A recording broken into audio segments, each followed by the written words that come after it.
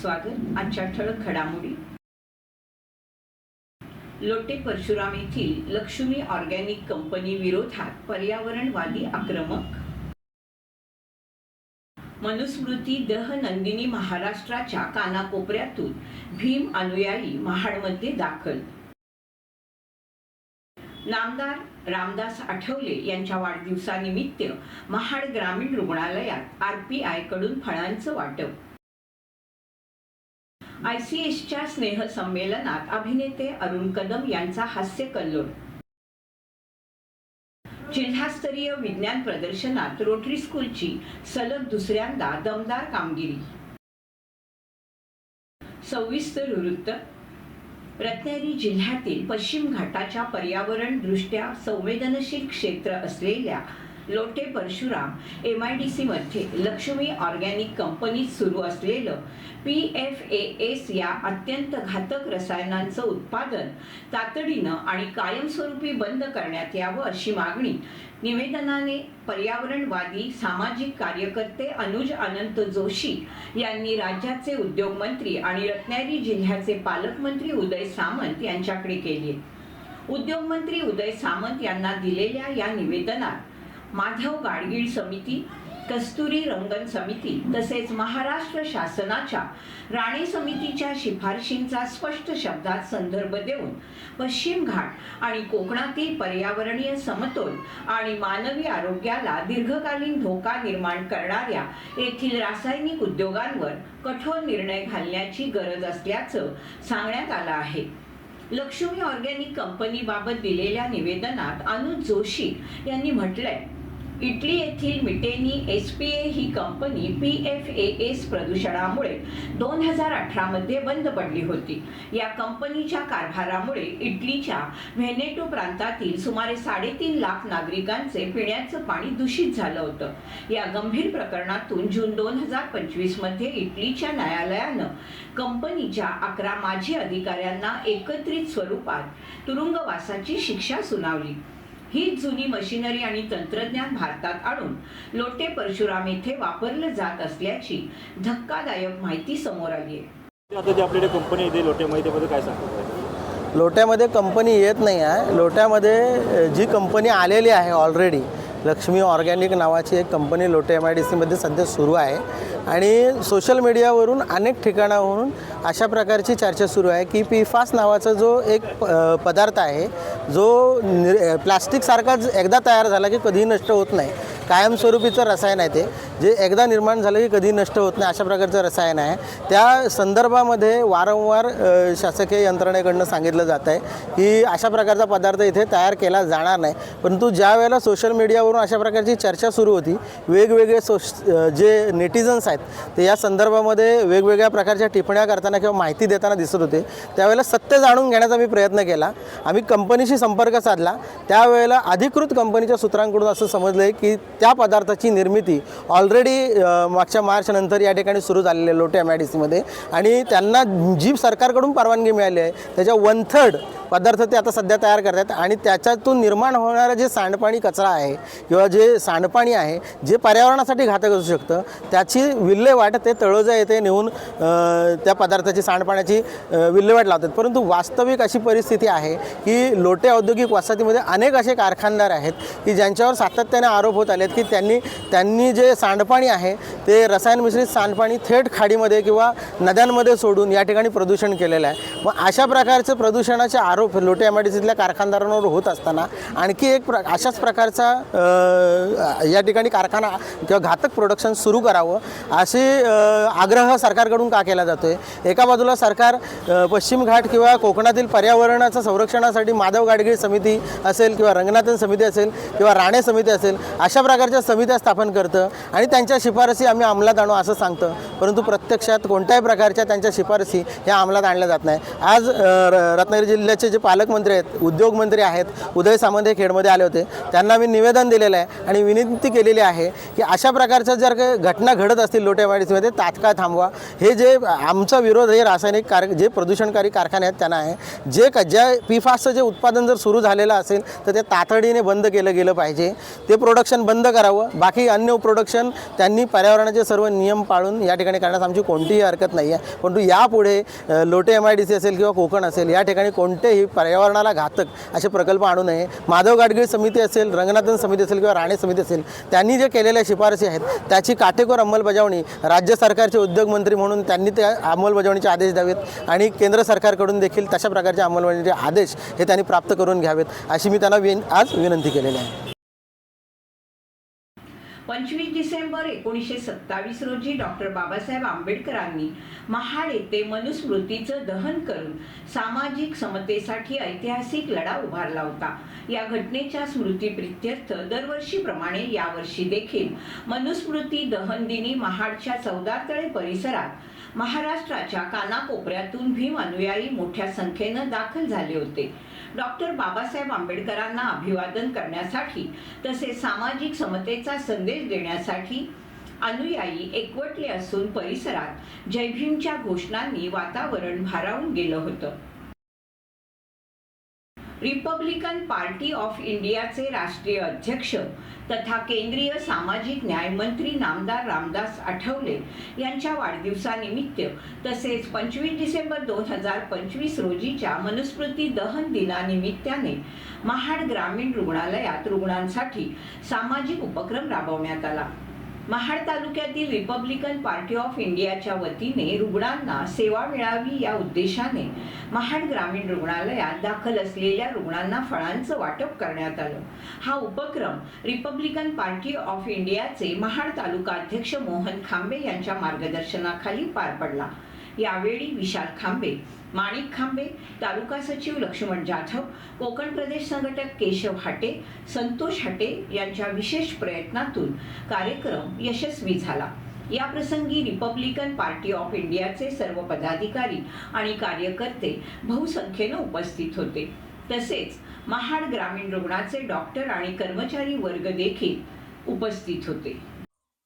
आज दिनांक 25 डिसेंबर 2025 आमच्या सर्वसामान्य लोकांचे, गरजू, गरीब, गोरगरीब लोकांचे नेते माननीय रामदासजी आठवले साहेब, केंद्रीय मंत्री, भारत सरकार, हे सर्वसामान्य जनतेचे नेते आहेत आणि सर्वसामान्य जनतेला न्याय देण्याचं काम सातत्याने भारतीय दलित पॅंथर या संघटनेपासून ते रिपब्लिकन पार्टी ऑफ इंडिया या पक्षापर्यंत आठवले साहेबांनी सर्वसामान्य जनतेला, गरजू लोकांना न्याय देण्याचं काम केलेलं आहे. त्या संघर्ष नायक अशा या नेत्याचा आज वाढदिवस आहे. म्हणून आम्ही महाड तालुक्यातील रिपब्लिकन पार्टी ऑफ इंडियाचे सर्व कार्यकर्ते, मी स्वतः मोहन खांबे, लक्ष्मण जाधव, संतोषजी हाटे, माणिक खांबे, अशोक मोहिते, केशव हाटे, विशाल खांबे, प्रमोद शिर्के, सिद्धार्थ सकपाळ, नितेश हाटे, असे मनीष मोरे, असे असंख्य कार्यकर्ते आज या ठिकाणी उपस्थित राहून बॅनरबाजीवरती पैसे खर्च करण्यापेक्षा, प्रसिद्धीवरती पैसे खर्च करण्यापेक्षा, त्याच्यावरती पैसे खर्च न करता सरकारी शासकीय दवाखान्यामध्ये जो गरजू पेशंट आहे, ज्याला खऱ्या अर्थानं गरज आहे, जो गरीब पेशंट आहे तोच खऱ्या अर्थानं सरकारी दवाखान्यामध्ये येतो आणि जो श्रीमंत पेशंट आहे तो मोठ्या दवाखान्यात जातो.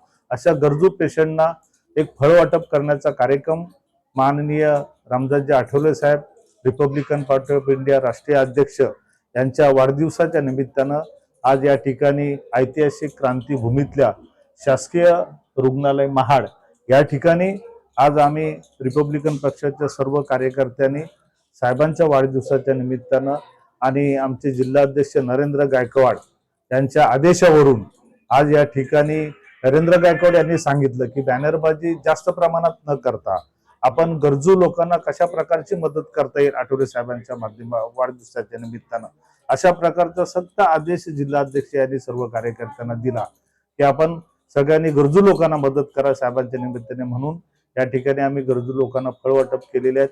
आमच्या समेत असणारे या शासकीय दवाखान्याचे डॉक्टर्स काय नाव आपलं? सेजल हा? पवार. सेजल पवार. डॉक्टर सेजल पवार आहेत, डॉक्टर पिनाटे आमच्या सोबत आहेत, डॉक्टर गिरी आमच्या सोबत आहेत. या ठिकाणी आमच्या आरपीआयचे कार्यकर्ते पराग माने देखील उपस्थित आहेत. असे सर्व डॉक्टर्स मंडळींच्या सहकार्यानं या ठिकाणी राष्ट्रीय नेते, गरजू आणि गरिबांचे नेते रामदासजी आठवले साहेब यांच्या वाढदिवसाच्या निमित्तानं या ठिकाणी फळ वाटपाचा कार्यक्रम संपन्न झालेला आहे असं या ठिकाणी सांगतो आणि इथं संतो. जय भीम, नमो बुद्धाय, जय महाराज. खेड येथील सहजीवन शिक्षण संस्थेच्या ICS कला, वाणिज्य आणि विज्ञान महाविद्यालय तसेच मदनभाई सुरा इन्स्टिट्यूट ऑफ मॅनेजमेंट या महाविद्यालयाचं स्नेहसंमेलन नुकतंच स्वर्गीय मीनाताई ठाकरे सांस्कृतिक भवन येथे पार पडलं. या स्नेहसंमेलनाला प्रमुख पाहुणे म्हणून सुप्रसिद्ध अभिनेते, हास्य जत्रा फेम अरुण कदम हे उपस्थित होते. सहजीवन शिक्षण संस्थेच्या वतीने अरुण कदम आणि अभिनेत्री धनश्री दळवी आणि ऑर्केस्ट्रा कलाकार अनिल राजक यांचा शाल, श्रीफळ, पुष्पगुच्छ आणि सन्मान चिन्ह देऊन सन्मान करण्यात आला. यावेळी अरुण कदम यांच्या हस्ते महाविद्यालयातील विविध क्षेत्रात उल्लेखनीय कामगिरी करणाऱ्या विद्यार्थ्यांना मेडल आणि प्रशस्तीपत्र देऊन गौरवण्यात आलं. अरुण कदम यांनी विद्यार्थ्यांना संबोधित करताना आपली आवड ओळखून त्याच क्षेत्रात आपलं करिअर करण्याचा संदेश दिला. तसेच स्नेहसंमेलनाच्या कार्यक्रमात अभिनेत्री दळवी यांच्या समवेत विनोदाची फटकेबाजी करत विद्यार्थ्यांचं मनोरंजन केलं. विद्यार्थ्यांनी हशा आणि टाळ्यांनी त्याला प्रचंड प्रतिसाद दिला.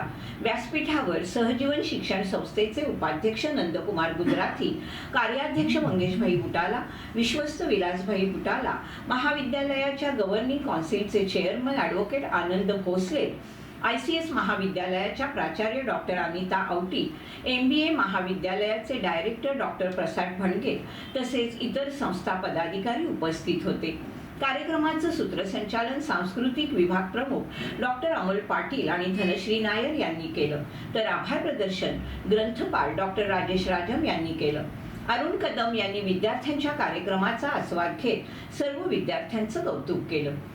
स्नेहसंमेलनाच्या यशस्वी आयोजनासाठी अधीक्षक DM शिंदे, वैभव नागे, संतोष सावरकर आणि इतर सर्व कर्मचाऱ्यांचं विशेष सहकार्य लाभलं.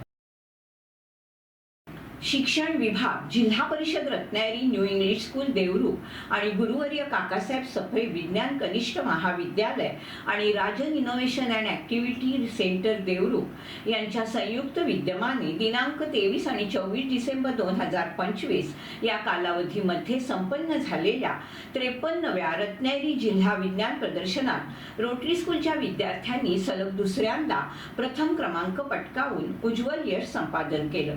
या प्रदर्शनाचा मुख्य विषय विकसित आणि आत्मनिर्भर भारत असा होता. यशस्वी विद्यार्थ्यांना उपस्थित मान्यवरांच्या हस्ते प्रमाणपत्र आणि सन्मान चिन्ह देऊन गौरवण्यात आलं. यशस्वी विद्यार्थ्यांना रोटरी स्कूलच्या विज्ञान विभाग प्रमुख रिया पवार, शर्वरी धामणे, सर्व विज्ञान विषयक शिक्षक तसेच शाळेतील सर्व शिक्षकांचं मार्गदर्शन लाभलं. संस्थेचे चेअरमन बिपिनदादा पाटणे, सर्व पदाधिकारी, शाळेच्या मुख्याध्यापिका भूमिता पटेल यांनी यशस्वी विद्यार्थ्यांचं अभिनंदन करून त्यांना पुढील वाटचालीसाठी शुभेच्छा दिल्या. शहराजवळील जिल्हा परिषद सेमी इंग्रजी शाळेतील चिमुकल्यांनी नुकत्याच पार पडलेल्या सांस्कृतिक कार्यक्रमात भडगावमधील रसिक जनांची मनं जिंकून सर्वात जास्त कौतुकास ते पात्र ठरले. प्रशालेच्या मुख्याध्यापिका सौ श्रद्धा खेडेकर आणि त्यांच्या सहकारी सौ भागवत, श्री दौंड यांनी तब्बल 19 गाणी बसवली होती. या गाण्याचं पूर्ण शास्त्रशुद्ध प्रशिक्षण भडगाव कातळवाडी येथील तरुण प्रणीत भरत बनगुले या कलाकारांना सर्व मुलांना दिलं. यामुळे कार्यक्रम फारच सुंदर झाला. कार्यक्रमाचं उद्घाटन अनंत उसरे, संतोष उसरे आणि अन्य मान्यवरांच्या हस्ते करण्यात आलं. दीप प्रज्वलन सरपंच दीपक पदुमले, माजी सभापती अपर्णा नक्षे, अनिल नक्षे, ग्रामपंचायत सदस्य सुवर्णा उसरे, वैभवी उसरे आणि मानसी एसरे यांच्या हस्ते करण्यात आलं. कार्यक्रमात मोबाईलचे दुष्परिणाम, समाजातील घातक प्रकार आदी विषयांवर गाणी सादर करून सामाजिक जागृती करण्याचा चांगला प्रयत्न करण्यात आला. चिमुकल्यांनी गाण्यांचं सादरीकरण उत्तमरित्या केल्याने त्यांच्यावर बक्षिसांची खैरात झाली। कार्यक्रमाला शालेय व्यवस्थापन समिती अध्यक्ष साक्षी सचिन सतपाळ, शिक्षणतज्ञ विजय दवंडे यांच्यासह समितीचे सर्व सदस्य उपस्थित होते। तसेच ग्रामस्थ परशुराम दवंडे, नाभी पाटील गुरुजी, सुरेश काटकर, महादेव जाबरे आदींसह अनेक ग्रामस्थ बंधू भगिनी उपस्थित होत्या। शाळेच्या सर्वांगीण विकासासाठी सर्वतोपरी सहकार्य आपण करू असं आश्वासन खेड तालुका कुणबी युवा ग्रामीणचे अध्यक्ष सूरज जोगळे यांनी दिलं। त्यामुळे शाळेच्या वतीने त्यांचे आभार मानण्यात आले।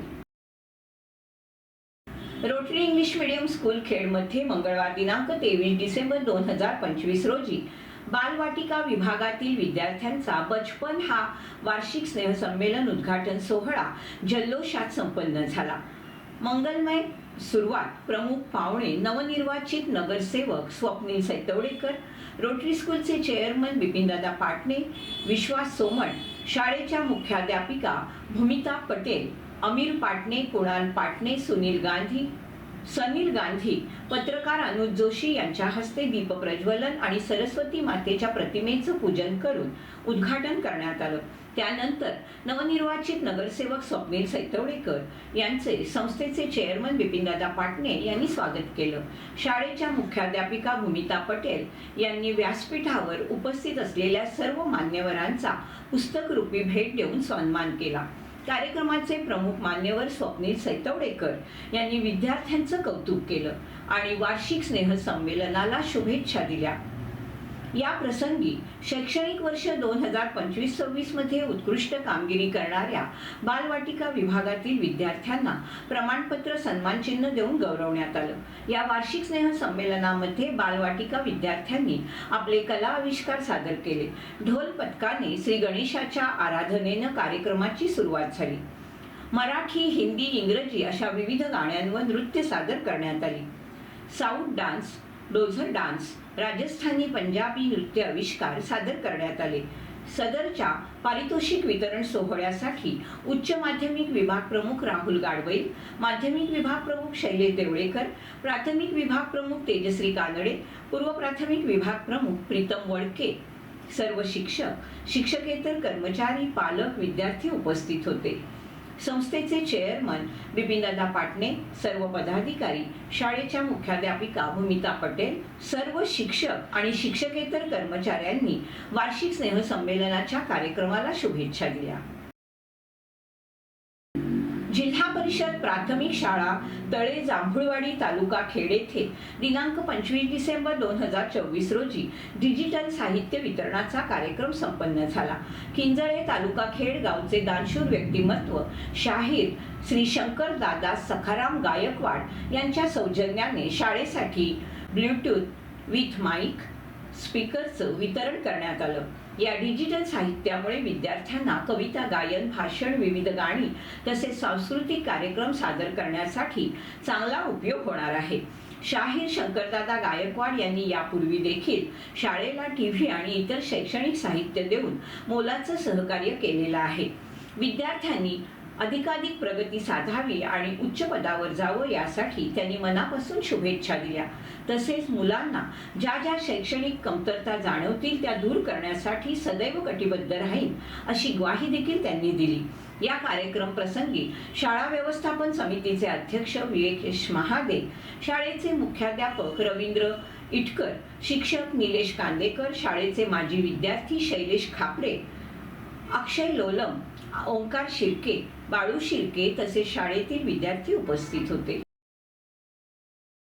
खेड नगर परिषद सार्वत्रिक निवडणुकीत प्रभाग क्रमांक 6 मधून भरघोस मताधिक्यांनी विजय संपादन केलेल्या भारतीय जनता पार्टीच्या वैभव खेडेकर यांची नगरसेविकापदी निवड झाल्याबद्दल श्रीमान चंदुलाल शेठ हायस्कूल आणि कनिष्ठ महाविद्यालयाचे शिक्षक आणि शिक्षकेतर कर्मचाऱ्यांनी त्यांचं अभिनंदन करून त्यांना पुढील वाटचालीसाठी शुभेच्छा दिल्या।